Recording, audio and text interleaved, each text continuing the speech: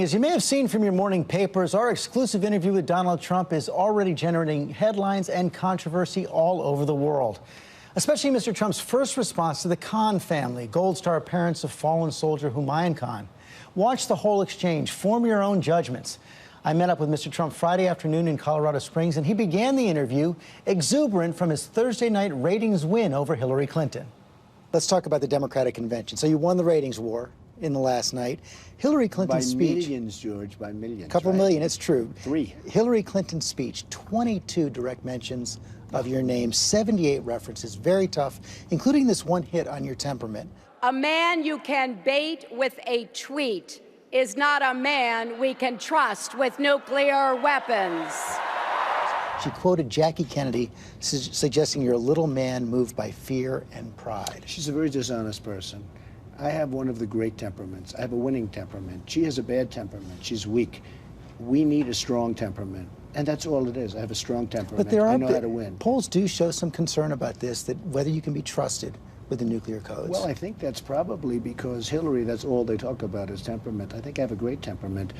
I beat 16 very talented people, and I've never done this before. You don't do that with a bad temperament.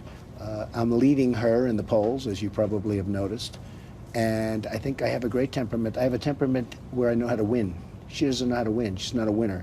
She doesn't know how to win. Honestly, she lies a lot, and she should tell the truth. I honestly believe if she told the truth, because she made some reference to my campaigning, I've had a flawless campaign. You'll be writing books about this campaign, and yet she's criticizing my campaign. Now, her campaign, she couldn't beat Bernie. Okay? Well, she did beat him. Well, barely. And there's questions even about that. But barely. And if you look at what's going on in terms of unity, the Bernie people are angry.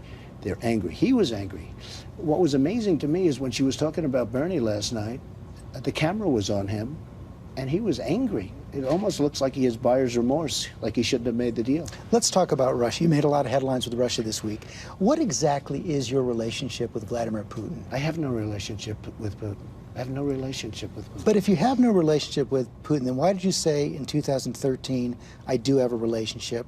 In 2014, I spoke... Because he has said nice things about me over the years. I remember years ago, he said something, many years ago, he said something very nice about me. I said something good about him when Larry King was on. This was a long time ago. And I said, he is a tough cookie, or something to that effect. He said something nice about me. This has been going on. We did 60 Minutes together. By the way, not together, meaning he was probably shot in Moscow. Well, he was in Moscow, you were in New York. But that's the thing. No, just so you understand. He said very nice things about me, but I have no relationship with him. I don't. Yet you said for 3 years, 13, 14, and 15, that you did have a relationship with him. No, look, what do you call a relationship? I mean, he treats me with great respect. I have no relationship with Putin. I don't think I've ever met him. I never met him. I don't think I've ever met him. You would know it if you did, wouldn't you? I think so. Yeah, I think so. So I don't think I've ever met him. I mean, if he's in the same room or something, but I don't think so. Never spoken to him on the phone? I've been in Moscow. I didn't meet him in Moscow. Where? Never spoken to him on the phone?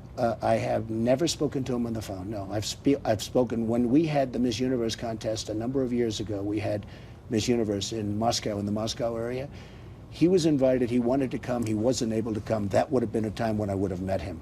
But I just want to clear this up, because you did say on 3 different occasions you had a relationship with him. Now you say there is none. Well, I don't know what it means by having a relationship. I mean, he was saying very good things about me, but I don't have a relationship with him. I didn't meet him. I haven't spent time with him. I didn't have dinner with him. I didn't go hiking with him. I don't know. I wouldn't know him from Adam, except I see his picture and I would know what he looks like. Vice President Biden told me this week that Vladimir Putin wants to beat Hillary. And Madeleine Albright said that your victory would be a gift to Putin. And what they're pointing to is things like your statements about conditioning our commitments to NATO allies, softening the GOP platform on Ukraine, even considering softening sanctions and recognizing Russian annexation of Crimea. They fear that that's going to hurt America and advance Russia's interests. They only fear one thing, losing the election. If our country got along with Russia, that would be a great thing. When Putin goes out and tells everybody, and you talk about relationship, but he says Donald Trump is going to win and Donald Trump is a genius, and then I have people saying you should disavow. I said I'm going to disavow that. But when Putin says good things, and when we have a possibility of having a good relationship with Russia, I think that's good. By bowing to his annexation of Crimea, we're not going to be bowing to anybody. Hey, George, you know me pretty well. I don't bow, okay? I don't bow. But if we can have a good relationship with Russia, and if Russia would help us get rid of ISIS, frankly, as far as I'm concerned, you're talking about tremendous amounts of money and lives and everything else. That would be a positive thing, not a negative. Even if that means conditioning our commitments to NATO, as you said? No, because you're not going to do that. NATO is going to be just fine, but NATO countries, we have 28 countries, many of them are taking advantage of us because they're not paying. So we're protecting these countries and they're not paying. And when people leave that last part in, everybody agrees with me. I'm all in favor of NATO. I said NATO's obsolete. I was asked a question by one of your competitors, and I said NATO's obsolete because it's not taking care of terror. You understand that. And it turned out I was right. A lot of people gave me credit for that. Then, 3 months ago on the front page of the Wall Street Journal, they said NATO to develop a terror division. And somebody who's supposed to be very extraordinary is put in charge of it. That was all because of me. So I was right about that. I was also right about the fact that NATO, we're being taken advantage of by NATO countries. Totally advantage of. Why did you soften the GOP platform on Ukraine? I wasn't involved in that. Honestly, I was not involved. Yeah, I was not involved in that. I'd like to, I'd have to take a look at it, but I was not involved. Do you know what they did? They softened it, I heard, but I was not involved. They took away the part of the platform calling for provision of lethal weapons to Ukraine to defend themselves. Why is that a good idea? Look, you know, I have my own ideas. He's not going into Ukraine, okay? Just so you understand. He's not going to go into Ukraine. All right, you can mark it down, you can put it down, you can take it anywhere you want. Well, he's already there, isn't he? Okay, well, he's there in a certain way, but I'm not there. You have Obama there. And frankly, that whole part of the world is a mess under Obama, with all the strength that you're talking about and all of the power of NATO and all of this. In the meantime, he's going away. He takes Crimea. He's sort of, I mean... But you said you might recognize that. I'm going to take a look at it. But, you know, the people of Crimea, from what I've heard, would rather be with Russia than where they were. And you have to look at that also. Now, that was under, just so you understand, that was done under Obama's administration. And as far as Ukraine is concerned, it's a mess. And that's under the Obama's administration with his strong ties to NATO. So with all of these strong ties to NATO, Ukraine is a mess. Crimea has been taken. Don't blame Donald Trump for that. You've said and we'll do better, and yet we'll have a better relationship with Russia. And having a good relationship, maybe, and having a good relationship with Russia is a good thing, not a bad thing. You've said you have no investments in Russia, but do you owe any money to Russian individuals and institutions? No. None. The primary thing I did with Russia, I bought a house in Palm Beach at a bankruptcy. It was a bankrupt, you know, person. I bought it from the banks. I bought it for about $40 million. I sold it for $100 million to a Russian. That was probably 5 years ago, and that was primarily it. You partnered with Russians on the Soho Grand? Will I sell? Oh, many years ago. I don't think they're Russian. I think there were other people, but there were various partners. Will I sell condos to Russians on occasion? Probably. I mean, I do that. I have a lot of condos. I do that. But I have no relationship to Russia whatsoever. No debts? No debts. I have very little debt to anybody. I don't need debt. You know, it's very interesting. I'm so liquid. I don't need debt. And if I need debt, if I want debt, I can get it from banks in New York City very easily. You know where I'm going to take this next. Americans could be assured on that if they saw your tax returns. My tax returns are very simple. They're under a minor audit, routine audit, as they have been for many years. Every year I get audited. Now, I don't know if you get audited, but I have friends that are very wealthy that never have been audited. I say, do you get audited? I get audited every year. I'm under a routine audit, like routine, and I have been for years, every year. But there are several years that are no longer George, under it's that very audit. simple. Yeah, but they're all linked. It's called the link. It's very simple. If my audit's finished, that's great. Now, I have to tell you, I watched Mitt Romney 4 years ago. He waited till September to give him, just before the election. They made him look so bad. It was so unfair. I actually think he didn't lose because of the 47%. I think he lost because of a couple of really minor items in a tax return where he did nothing wrong. So it is unfair. But I will say, when I'm finished with the audit, I'll do it. Richard Nixon released his, even though his were under audit. Don't use Richard Nixon as necessarily the guide, okay? I mean, you know, it's an interesting person to use, but don't use it. Mike Bloomberg. Yeah. Very tough on you at the Democratic Convention. Trump says he wants to run the nation like he's running his business? God help us. Called you a con man, reckless, even seemed He to... doesn't know me well. Michael Bloomberg, when he had a problem in Ferry Point, which is a massive job where his administration was a mess, they couldn't get it built, They called me. I took it over. I got it done in a year. Michael Bloomberg couldn't get elected dog catcher in New York. In the past, you said he was a great mayor. Sure, he was good, but his last term was terrible. He did a terrible thing his last term. And frankly, a lot of people didn't like him. He spent a fortune to get elected, shouldn't have gone to third term. The snow removal was a disaster. He had a lot of problems. Michael Bloomberg had a big problem with Ferry Point in the Bronx. They called me. I made a deal. I took it over. I got it built. I got it open. It's open today. It's very successful. And I think, personally, I think he made a deal with Hillary where he gets a job because he'd like to, because Michael Bloomberg's wanted to run for president for probably as long as you've known him. And guess what? He never had the guts to do it. And now I see this guy up on stage saying negative things. He knows nothing about me. He's never been to my office. I don't know him well. Played golf together. Maybe once. Here's what he hit you on in the speech. And I hit the ball a lot longer, a lot better. He hit you for hypocrisy in the speech, for selling products made overseas, gaming the visa system to hire foreign workers at low wages. And just this week, BuzzFeed reported that Mar-a-Lago is putting out applications for 78 more visas for foreign workers, even though the... Should I tell you about it? Mar-a-Lago is a very successful club in Palm Beach, Florida, the Mar-a-Lago Club. And during the season, it's very, very hard to get employees. The local employment agencies say they have more than 1,000 people we in their interview, database. and we have a lot of people. We come up with a lot of people. But it's very, very hard to get people in Palm Beach during the Palm Beach season. It's called the Palm Beach social season. And what we do is we sometimes have to bring people in. As far as product, our country doesn't make product anymore. You have other countries devalue their currencies. They make it impossible. You look at suits and ties and shirts. You look at steel. You look at so many different things. It's but one of the things, George, they make them in very small. 3% of our product is made in apparel, and much of the material comes from overseas.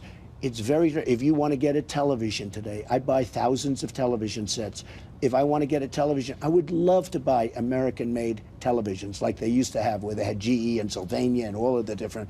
Today it's Samsung, it's LG, it's Sony. We don't make televisions anymore. But There's so many. You're saying other American companies must come and create jobs here, but you're not willing to do it yourself. This is nothing new what you're saying. I talk about this during my speech. When I do ties, I bid them out and I go all over the place.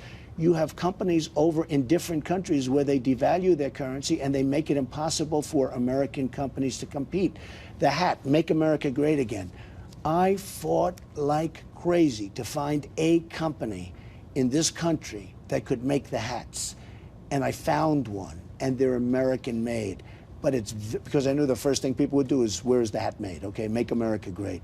But it is very, very hard for our companies to compete because other countries, and it's really the countries, other countries take advantage of us. Here are the numbers on the hiring of foreign workers. Since 2010, 300 U.S. applicants down in Mar-a-Lago, 17 hired, more than 500 visa applications. Well, you know what? I don't hire the people. But if you look at all of the other places in Palm Beach, they're all doing exactly the same thing. What do you think an American And you know why they're doing that? You know why they're doing that? Because you can't get people, George. What do you think a voter thinks when they hear you say, I can't find American workers, I can't find American American the voter companies? Understands it because they understand that. You know, you're not reinventing the wheel here with these questions. These questions get asked all the time. I've been asked about Mar-a-Lago. I have many other places where I don't have to do that because you have a normal season. Let's talk about debates. You can accept the recommendations of the debate commission, 3 debates, 1 VP debate? Well, I'll tell you what I don't like. It's against 2 NFL games. I got a letter from the NFL saying, this is ridiculous. Why are the debates against? Because the NFL doesn't want to go against the debates because the debates are going to be pretty massive from what I understand, okay? And I don't think we should be against the NFL. I don't know how the dates were picked. I don't know why those particular So you don't dates. like the dates that are out there? Well, I don't like dates against, you know, Hillary Clinton wants to be against the NFL. She doesn't, maybe like she did with Bernie Sanders, where they were on Saturday nights when nobody's home. But they're against the NFL. I saw the dates. I think 2 of the 3 are against the NFL. So I'm not thrilled with that. But I like 3 debates. I think that's fine. I think it's enough. Somebody said 1 debate. I'd rather have 3. I think they'll be very interesting. I don't know if you saw this speech, but there was a man named Kaiser Khan speaking at the Democratic Convention last night. His son, Captain Humayun Khan, was killed serving in Iraq, and he had some very tough questions for you. Have you even read the United States Constitution? I will gladly lend you my copy. You have sacrificed nothing and no one. He said you wouldn't have even let his son in America. He doesn't know. He doesn't know that. I saw him. He was, you know, very emotional and probably looked like a nice guy to me. His wife, if you look at his wife, she was standing there. She had nothing to say. She probably, maybe she wasn't allowed to have anything to say. You tell me, but plenty of people have written that. She was extremely quiet, and it looked like she had nothing to say. A lot of people have said that. And personally, I watched him. I wish him the best of luck, George. What would you say to that, Father? Well, I'd say we've had a lot of problems with radical Islamic terrorism. That's what I'd say. We have a lot of problems where you look at San Bernardino, you look at Orlando, you look at the World Trade Center, you look at so many different things. You look at what happened to the priest over the weekend in Paris, where his throat was cut, 85-year-old beloved Catholic priest. You look at what happened in Nice, France, a couple of weeks ago. I'd say you got to take a look at that, because something's going on and it's not good. He said you have sacrificed nothing and no one.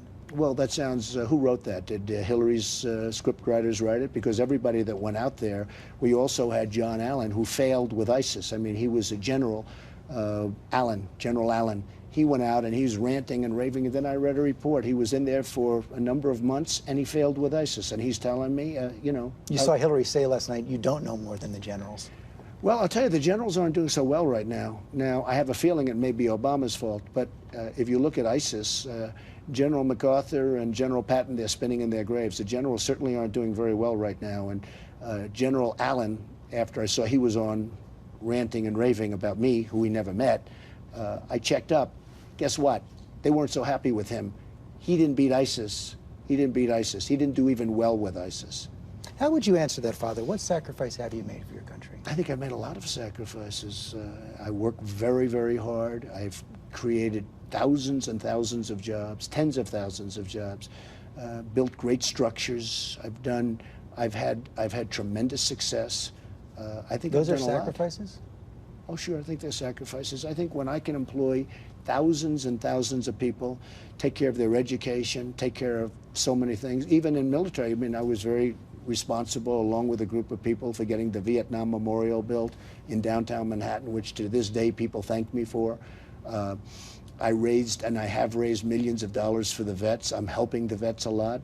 I think my popularity with the vets is through the roof, far greater than hers. She's done nothing. All she's done is tell everybody that the vets are in good shape, they're fine, and they're not fine. People are waiting online for 7 days to see a doctor. She thinks it's fine. 100 days left. What's the number one thing you have to do?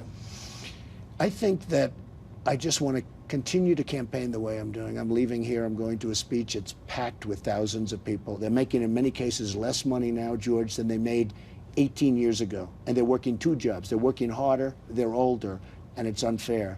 Our country's a mess, and that's why when she makes this speech, she doesn't talk about radical Islam. She doesn't talk about all of the problems that we have in this country, and even throughout the world, many of the problems she caused. I mean, she created ISIS with her stupidity and her really lack of knowledge, with her bad judgment. You know, Bernie Sanders said something about Hillary Clinton that was very interesting. He said she had bad judgment. Great words. Bad judgment. You know what? She has bad judgment. She has no instinct. Final question. You worried at all that the Democratic Convention is going to bounce her ahead of you in the polls? I don't know. I mean, look, I had a very big bounce. In fact, I think you even said it was one of the biggest bounces in 20 years. It's been a long time since somebody had a bounce like that. Look, I think the Republican convention was great, or I wouldn't have had the bounce that I had. As you said, I had 3 million people more than she had on the final night. She had a Thursday, I had a Thursday. She had a speech, I had a speech. I had 3 million people more than she did. And they had a lot of people. There were a lot of people. I think I had 30 million, they had 27 million. I think we're going to do very well in this election. Mr. Trump, thanks for your time. Thank you very much. As we said, that was on Friday, and overnight, the Trump campaign put out a statement responding to the controversy. Here's the statement. Captain Humayun Khan was a hero to our country, and we should honor all who have made the ultimate sacrifice to keep our country safe. While I feel deeply for the loss of his son, Mr. Khan, who has never met me, has no right to stand in front of millions of people and claim I have never read the Constitution, which is false, and say many other inaccurate things. Mr. Trump also put out a tweet this morning. He said that Captain Khan, killed 12 years ago, was a hero, but this is about radical Islamic terror and the weakness of our leaders to eradicate it. And one other note, the NFL has disputed a claim Mr. Trump made in the interview that the NFL wrote him a letter complaining about the presidential debate schedule. An NFL representative told us that was not true. And the Trump team responded to that overnight, saying that Trump was made aware of conflicting dates by a source close to the league.